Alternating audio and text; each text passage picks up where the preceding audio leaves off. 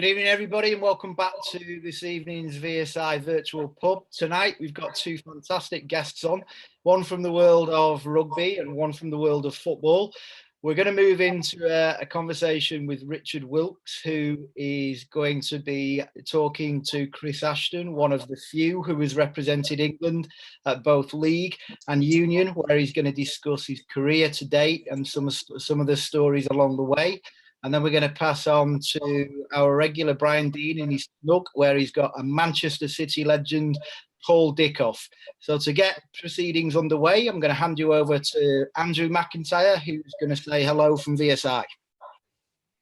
Good evening, everyone, and welcome to the Shankly Arms once again. And we're sitting here with another great gathering. But Tony and I were talking over the weekend and reflecting on some of the dark days at the start of this epidemic and the fears and worries of sport. And then we looked at the Bundesliga and we thought, you know what? Things are coming back to life. Not just in the virtual world, but in the real world.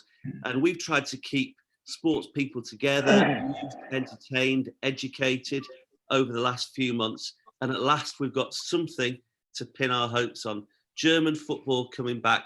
Guys, just wouldn't you know it was going to be Germany that came back first.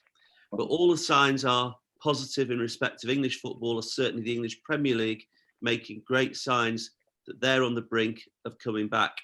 And Celtic, of course, today crowned champions, and one half of Glasgow has spent the afternoon celebrating. If anybody doubted the power of sport to arouse, excite, and engage a community, take a walk through the streets of Glasgow this afternoon. There's a lot of happy faces. There's some unhappy faces. Isn't that what sport's about? Isn't that what we've all missed? That edge of your seat, that passion, that tribal allegiance to your sport, to your club, to your nation. Even going back on the TV on Sunday afternoon, you couldn't help but be excited by the England-Scotland replay from the European Nations Cup, seeing Gascoigne's amazing goal, the wild celebration, the dentist chair. It was irreverent, irresponsible, but it was sport, and it was everything that I think excites us. And one of the purposes of the Shankly Arms was to remind everybody that whether we played golf and came into the 19th, cricket into the pavilion, rugby union into the clubhouse, football into the pub afterwards. It's those stories, those controversies that make it so exciting, make it so special. So it's great that we've all been reminded in the last few days just what a place sport has in the community, and we can taste it and smell it and feel it on the horizon. So we need everybody to keep that positive momentum going so that we actually see live, real, face-to-face sport in the very near future. One of the things that really interests me about tonight's guests, both of them very driven, both of them passionate about the way they perform, the way they play, uncompromising winners. But tonight in the Shankly Arms, we're going to ask them to actually dig just a little bit beneath the public persona and tell them about the behind the scenes life, be it at Saracens, be it at Manchester City, be it Leicester City. How did players handle the challenges, the difficulties that they faced? I know Paul is going to tell us later on about a season he spent at Leicester with Brian Dean after they'd been forced to take a pay deferral. So problems are nothing new in football. And of course, Leicester City came through it spectacularly well to win the Premiership. So with no further ado, I'm going to ask Richard to get cracking and delve behind the scenes of a fine rugby union career and rugby league career, I should say, of course, as well. Just before you do, let me just remind the people that are watching this on YouTube that they can't ask any questions. The comments are switched off. If you're lucky enough to be a participant on this call, then you can ask some questions. So just type it in the chat box and we'll ask them at the end. And without further ado, Richard, all yours, my friend. Andy, Tim, thanks very much. Ashy, I was racking my brain to think of which of my clients I would least like to spend lockdown with. And there's a couple due to personal hygiene reasons, there's a couple due to the food bill. But the one person I thought of that would just be restless and relentless and climbing the wall slightly would be yourself. So it's nice that Melissa hasn't throttled you. Briefly, how are you finding it? Doing the washing. Say again? It's that bad. I've started doing the washing. Well, mate, I can only imagine how many jobs you found yourself to do. For those people that don't know you, are quite an active person. Someone tried to leave, I think, 6 times maybe, so I'm all right so far. And what are you doing? You're just keeping fit. Where are you? In Wigan or are you in London? Yeah, we're in Wigan. I left Sale, obviously, I moved to Harlequins in a mid-season move, which is really unusual in rugby union. So we're still up in the north because lockdown happened before we had a chance to move. So I've only been in Harlequins for like a week, and now I've been training at home, training a lot most days, try and get some energy out. Although otherwise I just can't sit still. Yeah, I can imagine. So what I want you to do today is dig through a little bit chronologically, maybe your career, and pull out a few kind of highlights or whatever you want to call it. So obviously you started your career in rugby league with Wigan Warriors. Took the decision fairly early on in your career. A lot of players move over from league towards the end of or twilight of their career. You moved very early in terms of age and what you'd achieved in rugby league over to rugby union. Why was that? What was the driver behind that at the time?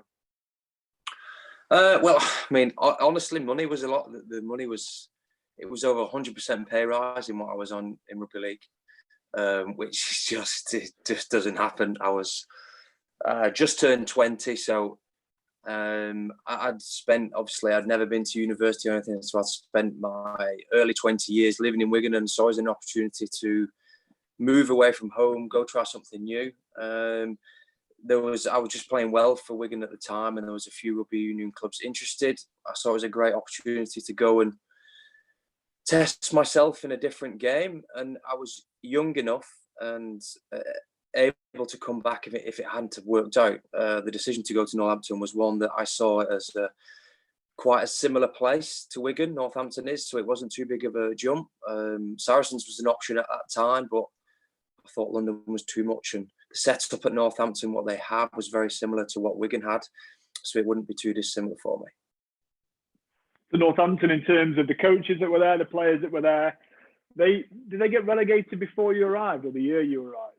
Because you spent a year in the Championship. They got relegated as I was arriving. Yeah, it was Paul Grayson at the time. Got on really well with him, but even if when they got relegated, it was good for me to learn the game, because probably people don't appreciate as much as what you see on TV. The games are completely different. The ball is just the same. So it took an awful long time for me to get used to it and just make it natural, because none of it is playing rugby league. It was just so unnatural, no timing, no instinct for anything. So I had to take time to transition into that. It's probably a blessing in disguise in some regards to come over, as you've alluded to, and it wasn't the main drive, but one of the main drivers was money. So you're getting paid the same amount of money, but you're out of that spotlight immediately for a year to be able to develop, learn your skills, adapt to the game. So when you actually come up into the Premiership a year later, where the pressure is obviously high, you've actually had your schooling out of that limelight.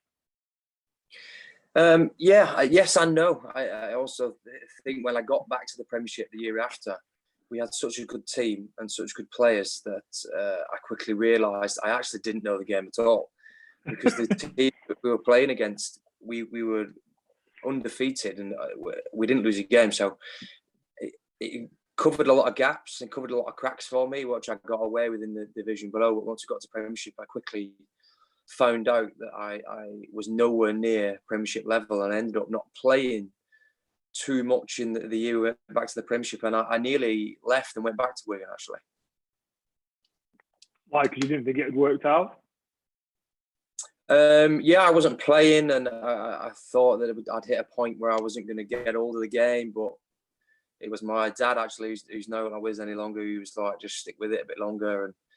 And I just knuckled down, accepted my situation, I think, because I'd had success at Wigan so quickly, and then gone to Northampton and scored, 40, 50 tries in the division below. I thought I'd cracked it, which you do at that age. You're cocky about it and you're overconfident. But I quickly had to realise and get down to it that I have to accept my situation and work hard and learn a trade that I had no idea about. And thankfully I did that and managed to turn it around. So you established yourself at Northampton. You're playing well at Northampton, and then you decide to join Saracens. which at the time didn't go down particularly well at Northampton. Was an acrimonious move at the time, a little bit. You weren't my agent. Why? Then. Say again? You weren't my agent then, were you? No, that's why it's acrimonious. No, I wasn't there to smooth it all over for you. So you went to Saracens, and what was the driver behind going to Saracens? Don't say money again. No, it was. I knew they were in. I had a feeling that they were a club up and coming. They had a lot of young, good talent. Obviously, having a relationship with Andy Farrell was a big part of that too, in the connection and getting it set up. I'd done 5 years at Northampton, and I felt as though I'd not done it all, obviously, because we hadn't won there at all. But I felt as though it was time for me to freshen it up and move and test myself again. I feel as though about 5 years is as far as I can go, where you need to test yourself in a different environment and challenge yourself again and prove yourself and earn respect from different people. So I'd been nurtured at Northampton, if you like, and I felt it was the right time to take that step a bit further. And I wanted to win. I wanted to go to a place where we were going to win trophies, and that was always the goal from the off at Wigan and Northampton, where it was. And I felt that Saracens, and it was in the end, was the right place for that. So digging a bit deeper and looking at yourself, looking into it, you've said every 5 years you think it's time to move on. Now, is that for you, or do you think you've challenged and pushed at the stage by 5 years' time that people have, the relationships had, both sides of the relationship had enough, you've pushed and challenged enough that it's time to move on and start somewhere else to challenge? That's not a criticism of you. I know what you like. It sounds a criticism, but you're very driven. You unbelievably, and I can say it, although I want to kind of agree, I looked after you towards the end of your career and got to know you pretty quickly and was unbelievably surprised by the level of professionalism you had. We'll go on to the move to Toulon, to the extent where I would send you things and you would translate it yourself, even though I'd sent you a translation, to check that I'd sent you the correct translation, that I hadn't missed anything. And that level of detail, which people probably wouldn't see from the outside, very rare to have in a sportsman, that they actually do the diligence themselves. That I'm sending you paperwork in French, sending you a translation, you're checking my translation is correct before actually signing it. And I don't mind that. I enjoy that kind of challenge. But I can imagine if you're in a team and you're a squad of 40, that certain clubs are going to go, well, mate, come on, we've got 40 other players to worry about. Stop challenging everything we do in terms of making it better. So the move to Saracens, I would imagine, knowing the environment at Saracens and knowing the people involved at Saracens, probably aligned more closely to that. It is a challenging environment. They probably enjoy being challenged more so than perhaps Jim and the guys at Northampton would have done after a while. When I got to Saracens, and I quickly opened my eyes to how things should be done in my mind, and how things should be run, and how an environment should be, and how a culture should be, and how people should be with each other. And it was something that stick with me forever. I'm sure we've all had experiences at some point in our lives that you never forget, and that will be part. It was a 5 years where I'll never forget it. We won trophies. Obviously some of them are tarnished right now, but still my experience of it has changed my outlook on life, and not to accept anything less than yourself than 100%. I don't think it should ever be accepted in the world of professional sport as not giving your all. Leaving Saracens, by the end of it, I was a very different person, and I was more after probably a different life experience and to challenge myself in a different environment. And that's why France was probably the right one at the time. Or I thought so. Yeah. We'll come on to France in a minute, because that's a whole story in itself. But can you just enlighten, because I'm privileged enough that one of my best mates is the head coach at Saracens. So I get to know how differently they do things there. And it is differently. And if I can indulge him with a quick story, I remember very clearly a few years ago, he came up to see me the week before Christmas. He's godfather to my eldest daughter. And he came and stayed for a couple of nights before they were playing Newcastle. I think they'd won 11, 12 games on the trot. We went out for dinner before he went to Newcastle. I said, oh, mate, don't worry about it. Have a drink. You're playing Newcastle a day's time, 2 days' time. And he was coaching. He said, now that's the problem. All the players will have thought all week, we're playing Newcastle, we'll win. It's easy. He said, we'll beat them 99 times out of 100 at rugby. We're better at rugby than they are. but that's not the point. So he said, all week, we've not concentrated rugby, we've called it Game of Thrones week. We're going to the north, we wear black, we're the Black Watch, and he'd themed the entire week around Game of Thrones, dressed everyone as Game of Thrones, changed the cause to Game of Thrones on the basis that they were going to the north to challenge the north to win it. And it may be done now, but I'd never heard of that before. That kind of, Alex, obviously uniquely, the way that he'd adapted the whole training week, not worried about rugby, because you could win the rugby, but it was the win in the mind to actually get up there and win. I think he won, scored a bonus point try, the only team to get a bonus point win up there, get 5 points in the 79th minute to sell it, and it was that kind of thing that he did. And obviously the famous team bonding stuff. But can you give us a bit of detail as to how Saracens did it? Because we often hear the way they did things was different and professional, but little things like that were just fascinating, that how he'd changed the focus of the group for the entire week in order to go and get the result of the weekend.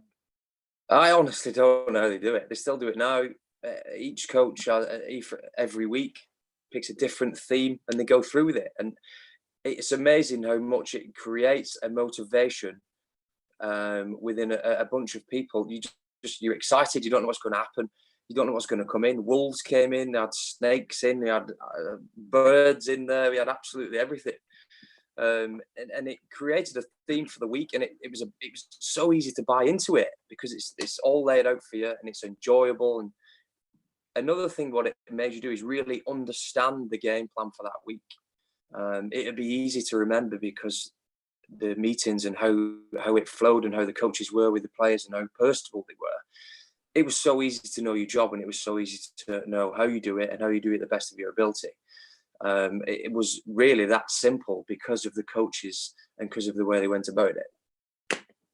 Yeah, I know that obviously Chatham House rules and some of this, but the front five forwards I know had their weekly debrief in a speciality bar in East London every Tuesday evening because he felt that they were took in things visually, and that if they're in a visually stimulated environment, they would remember what they were talking about better. Now that was his excuse, but they did it every Tuesday night. They'd go out on a Tuesday night, the front five forwards, in order to debrief and pre-brief the week before, previous week, and go through the week forward. So Saracens are a unique but special environment.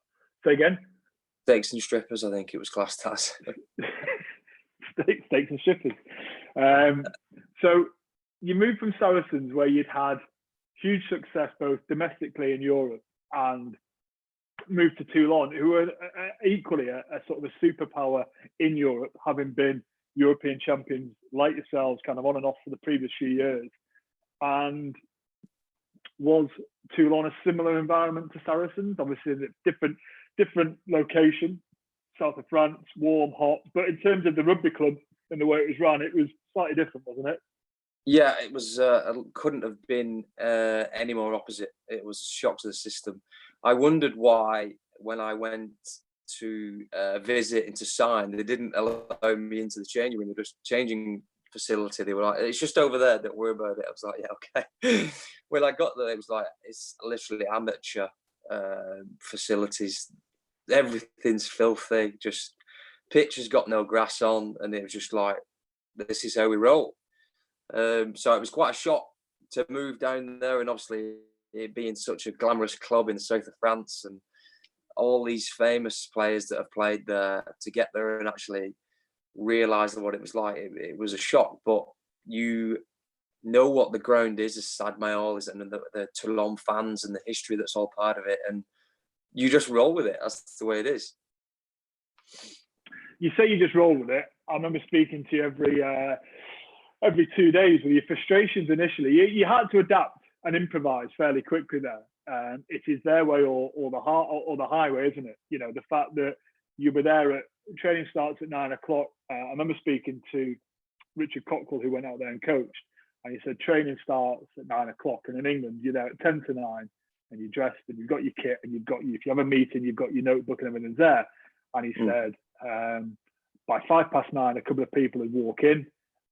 Everyone shakes hands with everyone else before the session starts. People are still coming in at 9:20. They'd stop the meeting and shake hands with every single person in the room. And by 9:30, you might just about get started and you get them for 5-10 minutes before they all leave again, because their attention span are gone. And very different in terms of culturally how they did things, but equally successful in some regards. But it was very much player driven, player led, wasn't it? It's just you had a lot of very good players who basically took training and decided how you would go about things. And if the good players played well, you won. Which is ultimately the reason why I felt it didn't work. And going from an environment that I spoke about at Saracens into that, I just couldn't. There seemed to be no motivation in people, and they were just there to play a bit of rugby on a weekend and exist, more or less, just get through the games and play. And like you said, we spoke a lot because I'd come from this place that was a complete opposite of that, and everyone drove each other, and there was no exceptions. You had to be the best every week. And I turned up in fitness sessions, and when the coach turns his back, they all drop on the floor. It's like you're just hiding away from it. And then on the weekend, you get beat, and they'd all blame each other, and it was just chaos. You'd get beaten by the bottom of the league, and the owner had cancelled the flight home. He'd just leave us in the middle of France to find our own way back. There was just no order at all, and everyone turned on each other. And so you say this, but it is true that you would cancel the flight back and make someone on the coaching staff find a bus to take everyone home, and you'd sit through the night driving, getting on a bus home because you'd lost and he was unhappy. Is that true?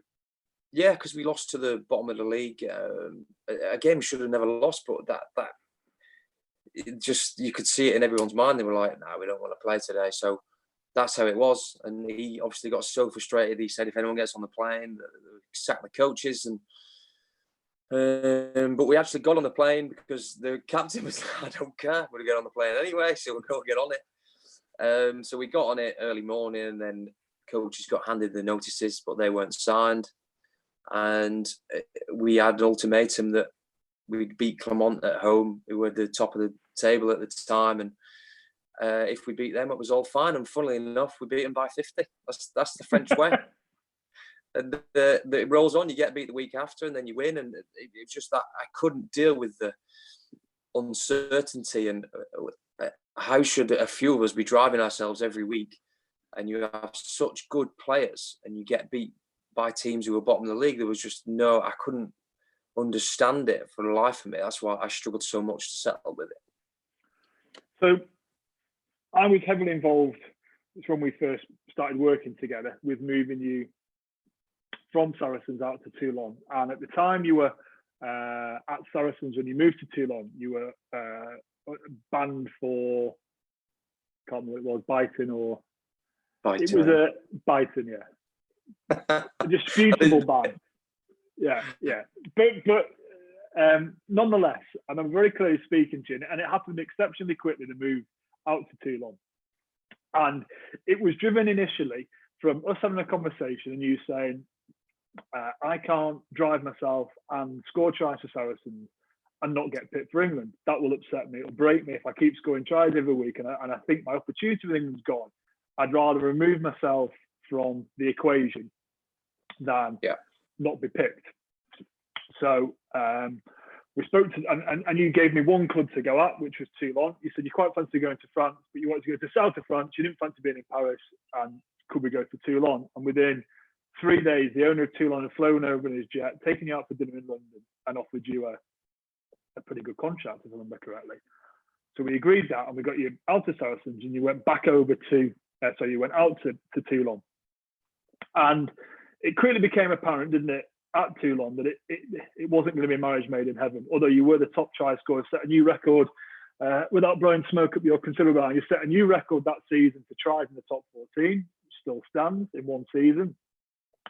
But the itch to play for England started to be there, and you came back and played for the Barbarians against England, scored a hat-trick, and spoke to Eddie Jones. What did they say to you when you came back and played against England?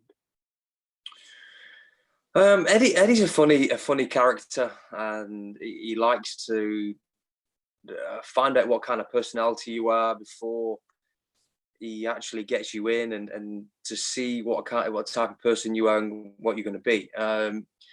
I felt because of the bans and because of the opportunities that I'd missed with England, and ended up being a big factor why I went to Toulon, was me and him were misunderstood. We hadn't had the time to spend together, and he hadn't seen been able to see me try or play. So I had to go to France to prove that wrong. And obviously I was a bit bullish about coming back and playing for the Barbarians, having such a good year in France. I was desperate to get out there and play against England. And yeah, I saw him before the game, and just, yeah, I think he could see that the twinkle in my eye that I wanted to have a good game and I wanted to play well. And I did want to come back and play for England. And I said that to him, and he said, well, you have to get back then. So that was before the game, before the kickoff, and then the game pretty much couldn't have gone any better for me. So I had no intention of leaving France until that point. And after that game, I walked in and saw my French agent, Laurent, and was like, I need to get out, I need to get back. Being at Twickenham that day just confirmed my feelings of still wanting to play for England and still wanting to do it again at Twickenham. There was a part of me that was still really pissed off that I never really got as many caps as I would have liked to. I'm still pretty annoyed at that now. I always had my heart set on beating Underwood's top try scoring record for England, and those days are gone, but I still wanted to get back there and get back in a white shirt. And yeah, that was the first step in making that happen. So your 5-year itch had become a 1-year itch, or less than a 12-month itch, and you gave Laurent and I a hospital pass and said, right, this should be dead easy. Just get them to tear up a 3-year massive contract and find me an English club in the middle of June that's got a load of cash left available for a star player. Is that pretty much how so that's how it worked, I think, wasn't it? Yeah, we managed it there. Wave a magic wand and get me out of this one. So, which we did. And you came back to Sale to join Sale Sharks, moved back to live in your beloved Wigan, and also play for England again, which you did. But then didn't go to Japan for the World Cup, made yourself unavailable to go to the World Cup in Japan because Melissa was due with your second child, who would have been born basically mid World Cup. So how was that? How was you come back? You've achieved what you wanted to achieve, which is to come back to England and to get playing the England shirt again.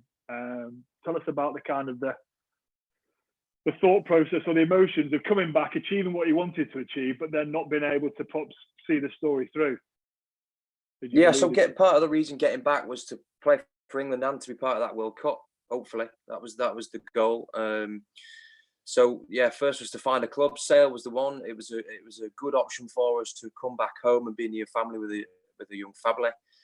Like you said, there wasn't much knocking around then, so Sale was a great option, and it was right up Eddie's street for me to come back and sacrifice and to be back. And I went straight into the England camp, and pretty much was in there from the off. So I think going back and playing for England again just confirmed for me that I'd managed to do it. And having spent so much time out of the England shirt limelight and had to watch all them win and play, and me being banned and not being able to be part of it, it hurt, and it was something that was massively frustrating for me. So for me to get back and play against New Zealand and start and score, it was a moment that will stay with me for a long time, that I'd managed to do it. And I think it's a big, important part of being a professional rugby player. You have to be a fighter, and you have to be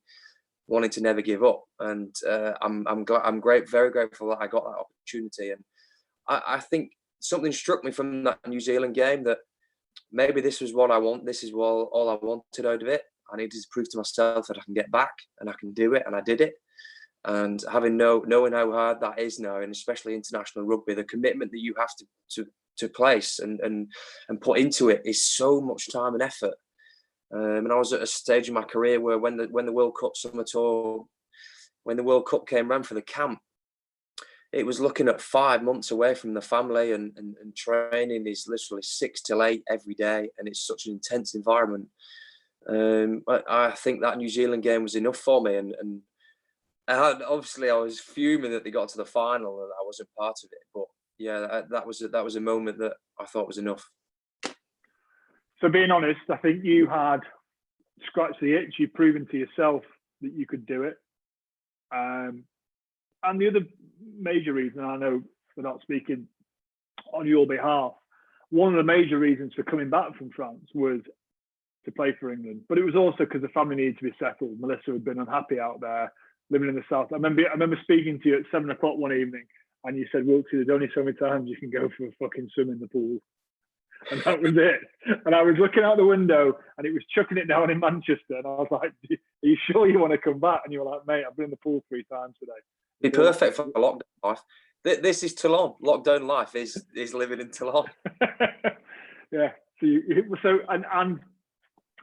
But a big part was with the family, and as you said, going into that World Cup camp, the sacrifice that you have to make, and it's much tougher. We had a number of guys out of the World Cup. It's much tougher for those with families. It's a long haul beforehand, let alone before you even fly to the side of the world for hopefully a longer 2-month period to get to the final.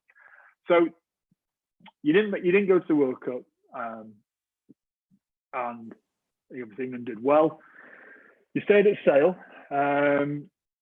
But in the last couple of months, you've moved to Harlequins mid-season, which again is unusual. Mm-hmm. And is this a path? I'm asking not professionally that I need to worry that you're going to leave Quins in the next 2 months, but your 5-year itch has become significantly shorter. Now, do you think the itch at Sale happened? It's getting quick. It's a year at Toulon, a year and a half at Sale.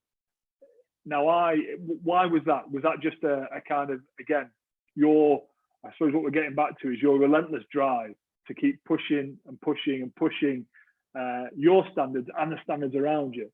Was that one of the reasons behind the move from Sale to Quins?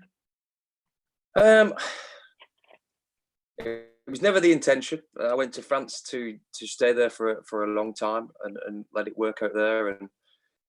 And obviously that didn't work out. And then I get to Sale, and like I mentioned before, I think being at a club like Saracens just warped my perspective on everything else. So I'm like, well, why is everything else why are we not operating like this? Why are we not doing that? Why can everyone not push themselves to their absolute limit, get them best out of themselves? What is stopping everyone from doing this? There is no reason why. And a lot of that is man management, and a lot of it is finding people's motivations and wanting to motivate players and wanting to keep them at the best every week. And thankfully now in a coach like Paul Gustard, I've had experience with him as Saracens. I know the type of person he is. I'm good friends with him, and I know he's driven like me. So I think that's a better match from the people that we've had a little bit in between. We've just maybe misunderstood a little bit more. And I am an honest person, and if I'd like to think it's all in the right direction. I only want to win, and I want the team to do well. But some people can take that. Sometimes you can see that in the wrong light, and maybe we just cross wide a little bit. Sure, good answer. So in terms of motivation now, what's the motivation for you on a personal level for the next couple of years at Saracens? At Harlequins. Personal level, I'm about 5 tries, I think, off the top try score in the history of Premiership. I'd like to obviously get that. I'd like to take that up to 100. I would love to be the first player to score 100 tries in the Premiership. I'd also like to carry on playing as long as I could. I'd like to think that I do enough, and hopefully I can keep playing until. But I'd like to say 38, but I think that's pretty unrealistic. But we can give it a go. Keep going, mate. Keep going. To 38. And then team-wise, obviously going into a new environment, I've got a lot of experience now and know how the good, the bad, and the ugly is, and I'd like to pass on some of that to the younger players. And I think Harlequins is a great club. It's got such good history within the rugby community. It's just going to be good to be a part of it, and it's exciting. I think Gustard is the perfect coach for it. He understands everything, and I'd just like to pass a bit of that on to the team and obviously win. Now, the bit that we talked about. Sorry, buddy. I've just got a question from Med. I thought it just kind of sits in nicely with what you're talking about. What proportion of international rugby coaches have you worked with, Chris, that you would put in a good bracket, average bracket, and he's put poor bracket? Now, clearly, you don't have to divulge that one, but if you could give some context about, has that had an impact in some of the decisions that you've made throughout your career? What proportion? I'd say it's harder to find a good one. Okay. you have every player has a relationship with a coach, and I think you obviously get on with someone, and then you have the ones that you don't. Anyone that's played any form of sport, sometimes you just clash, and sometimes personalities don't meet. I've had all different examples of it. Just as some people, sometimes you just don't work well together, and the ones that I would say the best coaches have the best understanding of people's personalities and how they operate. I think that is such a unique skill in a coach, in being able to understand not a team, but people's personalities and what I mentioned it before, what drives them, what is their motivator. That is the important thing. And that is the best thing. That is the best way to get the best out of them being in that team. Put a name on it. Hey? Put a name on it. For a good one. Yeah. Give us a good example. Eddie's a good one. Eddie Jones is a really good one. He understands, and that's what I mean about he tests people's personalities, because he wants to just pick at you. And he'll do it with the young lads. He's been doing it with Tom Curry recently. He'll really pick on it because he knows he's young and he knows he's driven. He wants to see how far he can push him. And like you can see, it's like, no, with top 2 best back rows in the world, because of what Eddie's done to him, because Eddie knows how to get the best out of a young back row, compared to an Owen Farrell, who he knows just to let be a leader, let him include him in everything, let him coach more or less. I've heard stories about Eddie that didn't necessarily when he coached Saracens. So that's something that's taken a long time for him to understand and get better. But now he's with England, he seems to be doing really good at it. So the quality you're picking out is someone that can connect and understand players as individuals and what motivates you. 100%. It's 80% of the job. Yeah. The players these days are that good, or you'll have a group of players within your squad that are that good. Coaches just push them in line a little bit. You can just give you drills that you need to do. The players have to drive it, and good coaches understand that is what you need. You need that group of players who are going to drive it all. Okay, nice one, thank you. There's no, sorry, Richard, have you got a final question there before we? No, I was just we were just touching on. Chris and I were talking yesterday, just loosely about this, and what was interesting, and we kind of talked about. What we were talking about, what you were doing next and coaching, and the bit that was interesting I found, which surprised me somewhat, was Chris was talking about the development of the women's game, and Quins have got quite a strong women's team, and the fact that is an area, and kind of we're all looking at sport, that the improvements that they're making both athletically and ability wise is huge, really. And Chris was saying, not talking for him, but in terms of coaching, you want to be able to, sometimes working with the young kids is great, but they don't actually want to listen, whereas actually the bits you've done working with women's rugby is actually they genuinely want to improve, and they are improving hugely athletically and in terms of ability. Because you mentioned something, and it goes back to the sort of the COVID-19 thing. You couldn't believe something about the Bristol Bears team you'd read. Yeah, well, I've been doing involved with a podcast on the BBC, the Rugby Union Weekly, and part of that we cover the women's side of it as well. So over the past few weeks, we've just had a couple of interviews with one of them was with some of the Bristol Bears ladies, and they're in their team. They have 3 doctors, which was just, I was like blown away by it. And for them to go out every day and work on the front line in A&E and wherever they're in the hospitals, and then still be so committed to playing and training every week, I probably misunderstood it, and I had great admiration for the women and what they're doing right now, and I hope the game continues to progress and there's a lot more full-time ladies playing. I think that's a really good note to capitalize on and pass the ball, as we'd say. Pass the baton to Brian. Absolutely, he's chomping at the bit, and I know we've got some good stuff there. But the clarity on that was absolutely superb, and what a crescendo to finish on that, Chris. But Brian, we're going to pass this over to you, my friend. I can see that you're behaving today. There's no red wine, but I'd like to bring you onto the pitch now and introduce your special guest. Tim, we were just going to reflect a little bit on that half hour that you guys. Richard and Chris produced their fascinating stuff and really, really enjoyed it. Chris, one question I wanted to ask you. we've got Maggie Alfonsi studying with VSI, with ambitions to be chief executive in rugby union. Can you see her as chief executive of a Premiership rugby club? We think she's really smart, really engaged, and a leader of the future. How big a challenge is that? I think it's a great time for her. I wouldn't say there was a better time for her to get involved. She is very articulate, very detailed. Every time that I've come across Maggie, she's you can tell she's always put a lot of time into her work, and obviously, like you mentioned, she's a really intelligent lady. What she did playing rugby and passing over, how she's been able to pass over to the media and now studying with you guys, I don't think she'd have any problem with that. I'm sure it'd be welcomed, especially at Saracens. They have great admiration for her. Brilliant. That's good. That's good to hear. And she's probably she's just missed out. Leicester appointed the first female chief executive last week. Did that? You know, that was remiss of me. I Yeah. didn't know that. Andrea Pinchin, who was COO, has stepped up to be COO last Monday. So Leicester Tigers now have the first Premiership rugby club to have a female chief executive.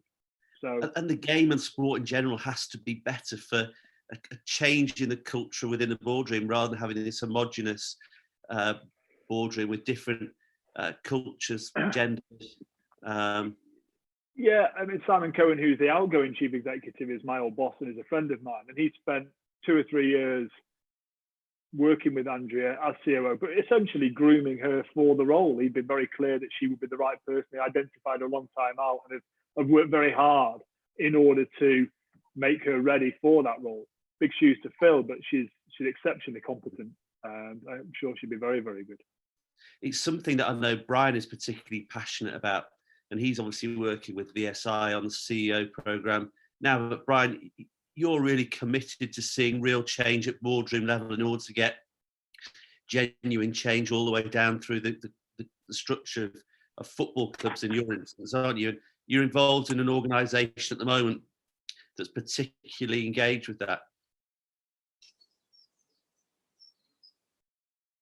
Is that, you know, if you look at a lot of the organizations that we've got, you know, there's a real disconnect if people have been in, you know, at the top too long. You know, there's nobody making that transition and have that real understanding and that feeling for people, you know, like the players, for example. You know, you have to keep everything quite tight and compact for me, with obviously evolution.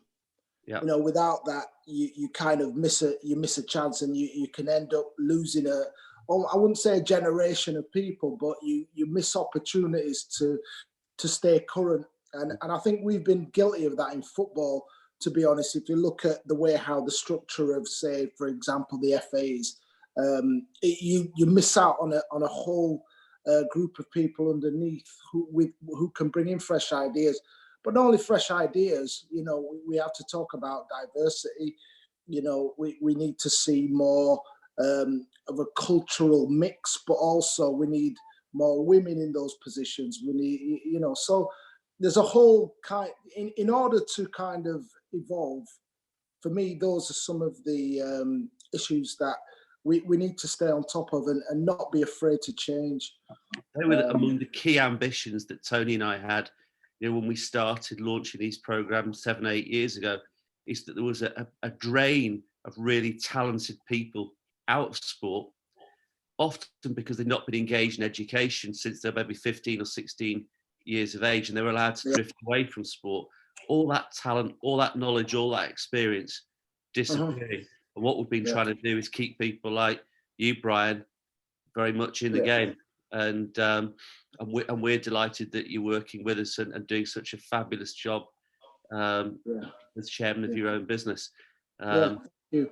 I mean, I'm going to say with that, you know, it's like, I mean, like my guest, Paul has actually been a manager as well. So, you know, in terms of transferable skills, you know, Paul's gone out there. Paul has, you know, engaged in management. He sees it from the other side.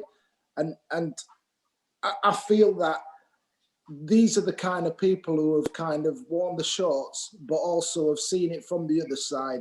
We've got so much to offer, like you say, like, like somebody like myself who has done it that way as well, these are the opportunities that we might miss out on.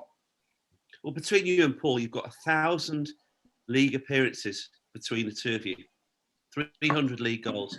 So to have both of you outside the game, all that knowledge and experience wasted seems extraordinary. But the thing that interested me, just having a chat with you earlier, Brian, we're in this era at the moment where there's all sorts of concerns about players taking wage deferrals and what have you. You and Paul have got quite a story to tell around wage deferrals, haven't you? Because you found yourself at Leicester City just before the launch of the Walker Stadium, and the club was in financial difficulties, and you had to accept a period where you took no cash, but you showed there's light at the end of the rainbow. You two, maybe a lesson for chairmans coming up that you guys don't want to mention, but tell the audience what happened to you at Leicester City. Yeah, I mean, Paul, can I bring you in here on this as well? Because absolutely. You'll have a slightly different take on it, but I know when we were off air, we were talking about, I was at what was I, 33, 34, and I'm thinking, you start hearing about deferrals, administrations, liquidations, and we were genuinely scared. What was your view, Paul, from your point of view? Because I know from me, I was thinking, I was trying to focus and manage where I was going to be. But, to yourself, you were younger. And how did that affect you, the whole incident? Well, it sort of goes back to when I signed, Brian. And, I signed in February before that happened. And I probably had my most disheartening season in football that year at Manchester City under Kevin Keegan. I didn't play. I was training Monday to Friday. I was getting left out. I was getting mixed messages, borderline lied to about I was in his plans. I wasn't in his plans. And then if a club I would go and see him and ask to leave because I wanted to play football. You know what I was like, Brian. I just loved playing football and had a massive desire to not be a winner, but just I wanted to be the best I could every single day, whether it be in training, whether it be in a match day. And I went to see Kevin just before the Christmas period, and he promised me that if clubs came in for me, that he would let me go. And in the meantime, going up to when I signed end of February for Leicester, 4 or 5 clubs had come in for me, and they'd never told me. So that drove me on a little bit more then.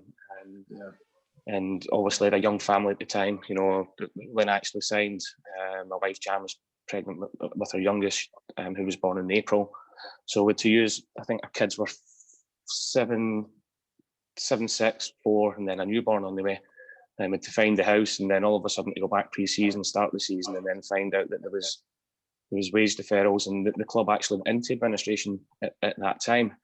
But my sort of way of getting about it was just believing that hard work would get you through it, and the wage deferral, I think it was 70%, Brian, wasn't it? We were asked to take. It was a lot. It was, like I say, it was pretty scary because I'd never heard of the word deferral. No. Never mind administration, but yeah, it was. I think we were very lucky, with the changing room we had as well. Yeah.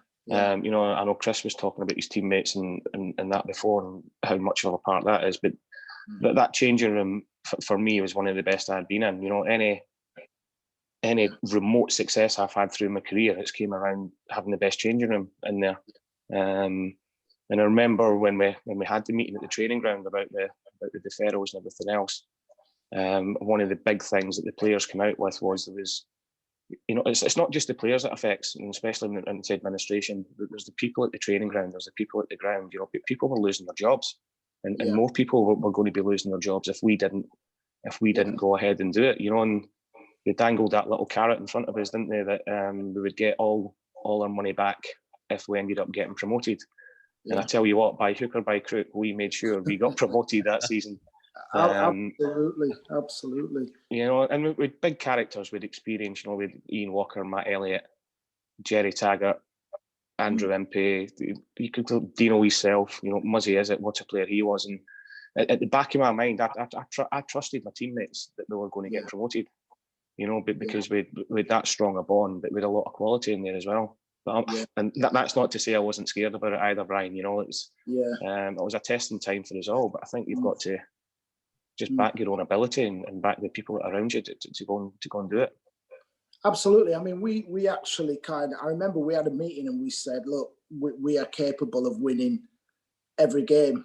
We have to kind of back ourselves. We have to be very mature. And I that was when I realized I had to grow up as a person and as a footballer, because these were serious issues. We had the girls in the laundry, who were they weren't earning a lot of money, the people in the canteen, the girls on reception, and we all felt responsible for it. But, and they're the fabric of the club. They're the heart and soul of the club, Yeah, absolutely. Absolutely.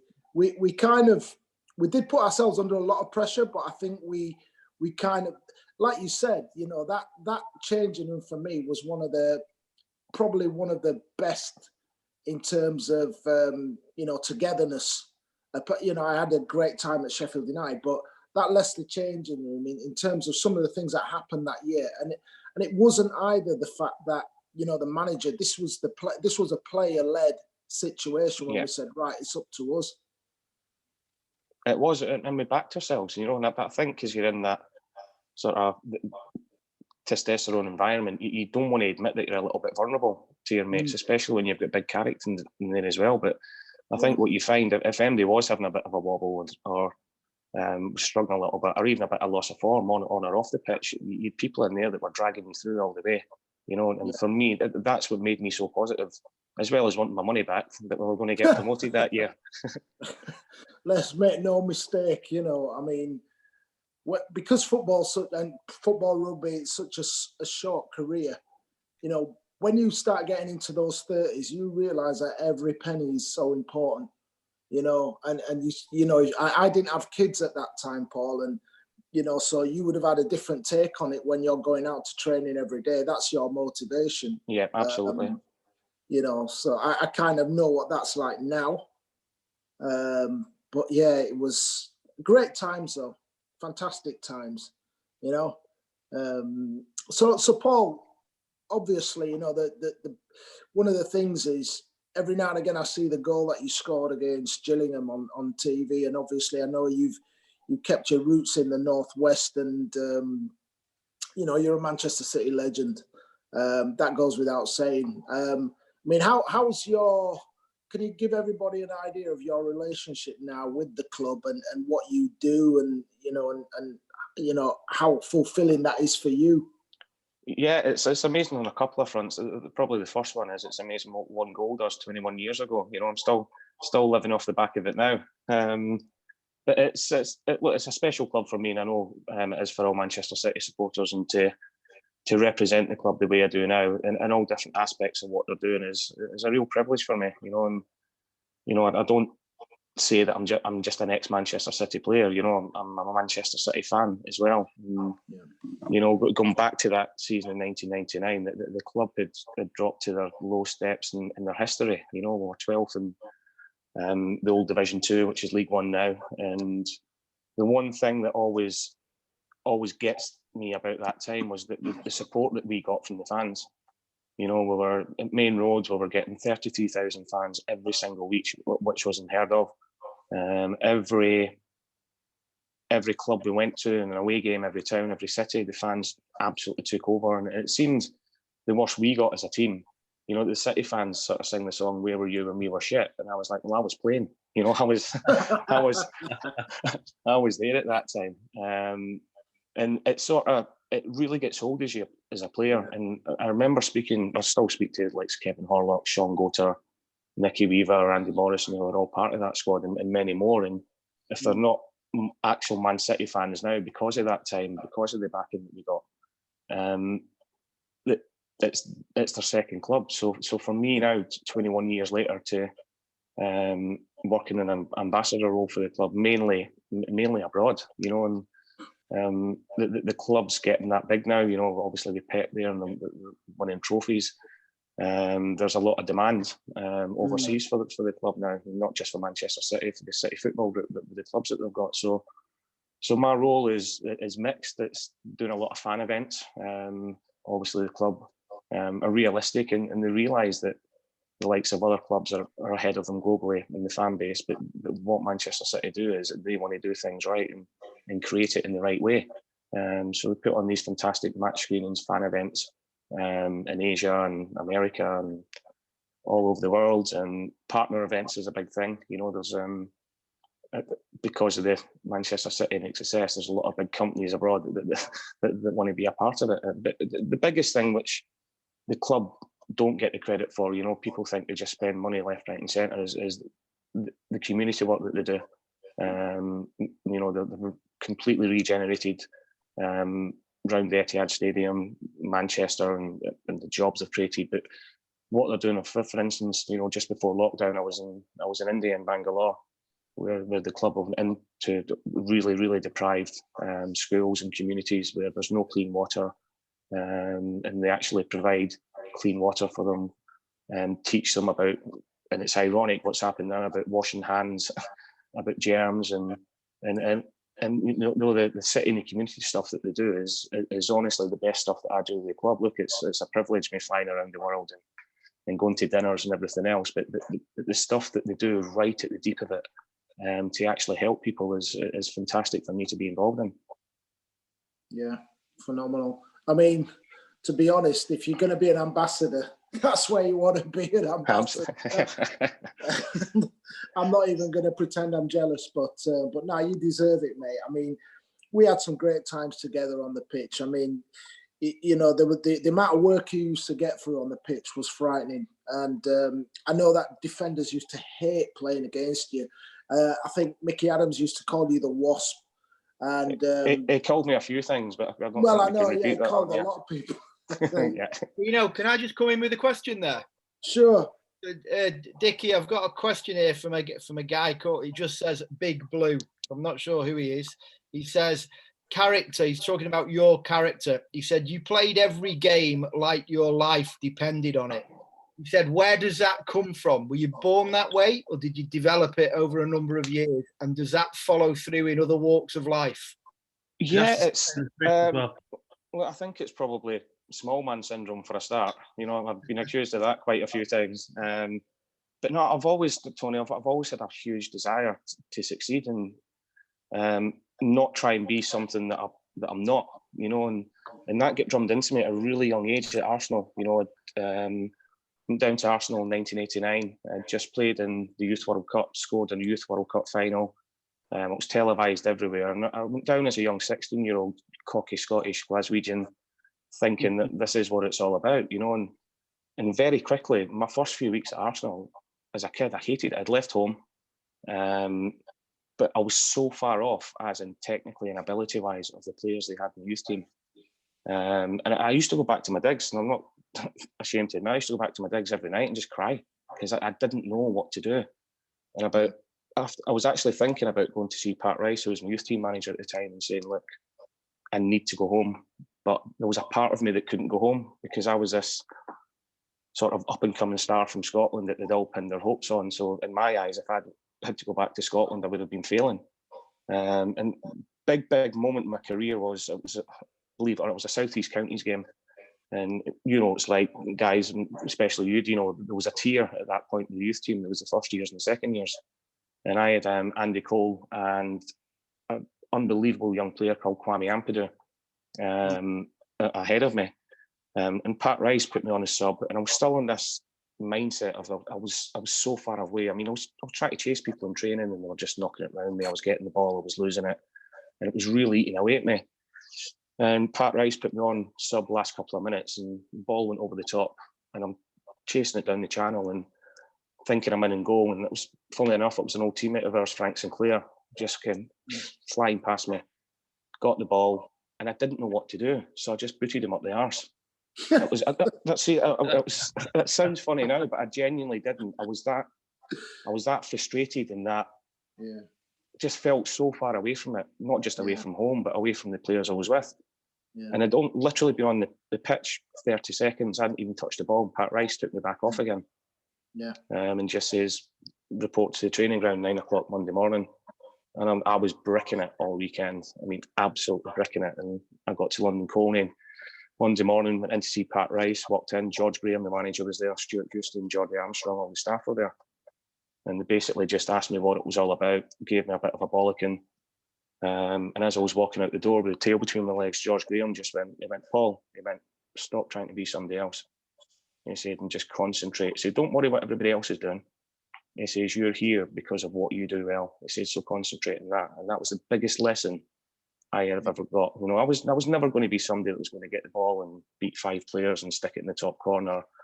You know, I just didn't have that in my bag, but I did know that I had a huge, huge desire.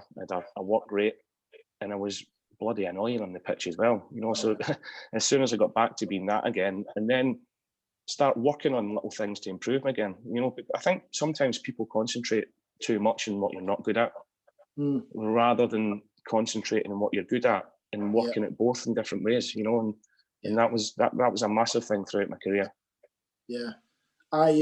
It's funny, Paul, because when we used to play, he used to take a lot of stick.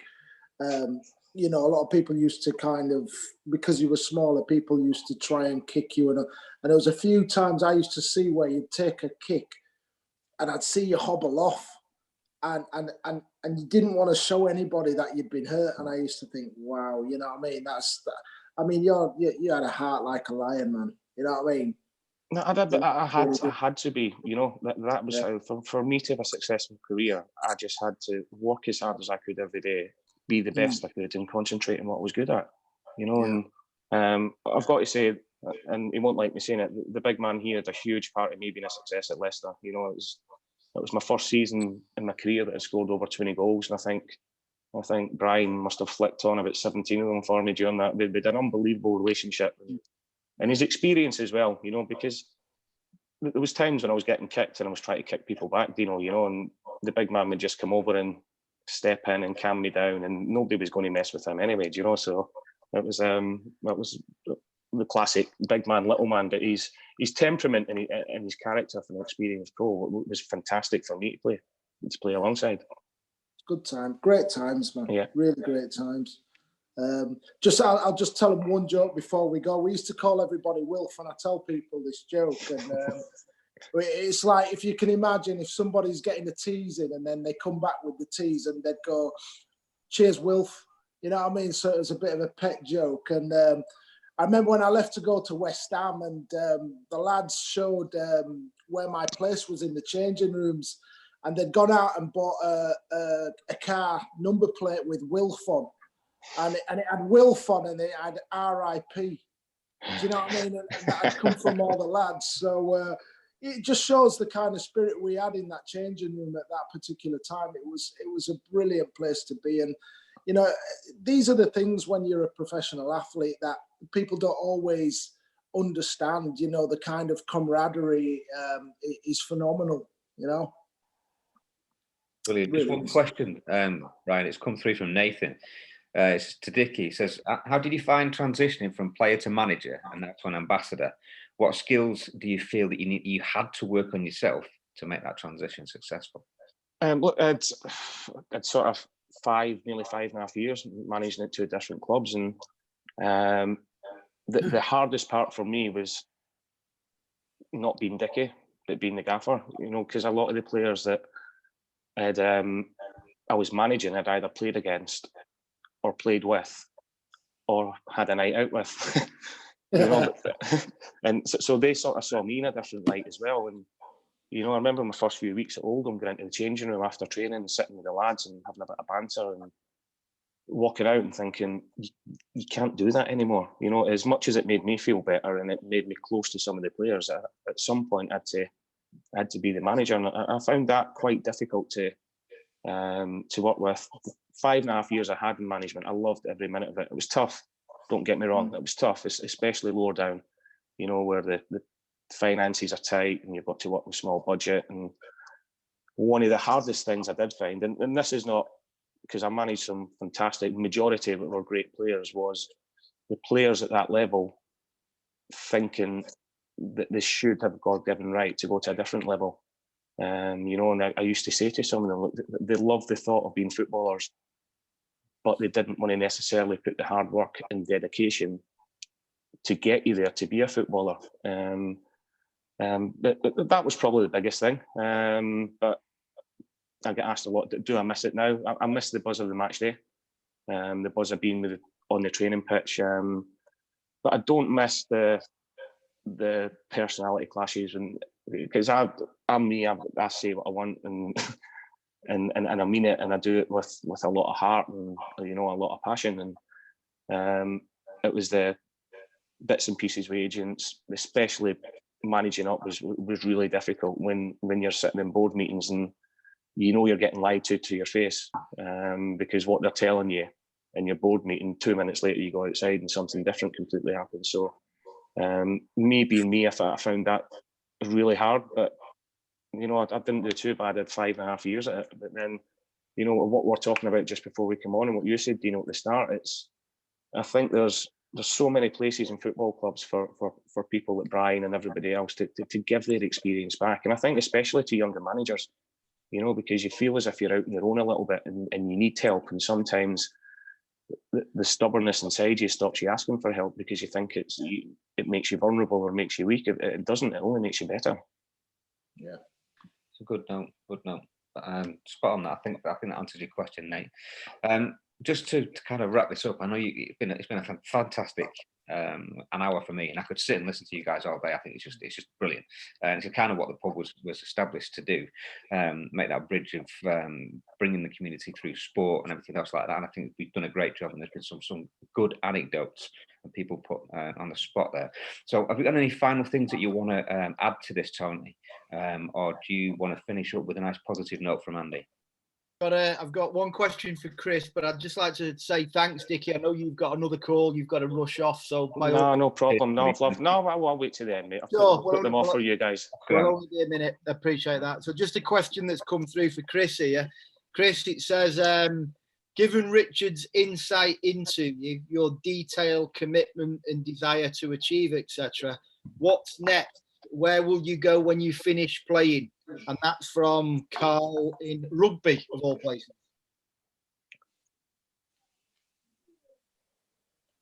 Unmute yourself. Or is he gone? I'll unmute you, Chris. Hang on.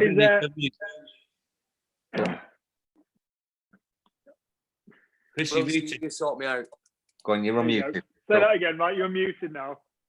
I'm hoping you'll sort me out. I'd like to stay involved some way. Listening to Paula, I do love the rugby environment and being around match day, and it's all I've ever known from being 4 or 5 years old. So I definitely want to stay involved in some way. It's just this opportunity and see what comes up as and when I decide to finish. But yeah, I'd love to stay involved in some regard. Director of rugby, Chris? Long way off that. I think I'm too stressful for that at the minute. I need to learn to manage what I say probably a little bit better before I get to that point. I couldn't deal with lads like Paul just mentioned thinking they should be playing above themselves when they're nowhere near it. I'd be telling them straight away what was happening. I'd lose players from me off. Maybe you need to join us I'm not working now, on our MSc program.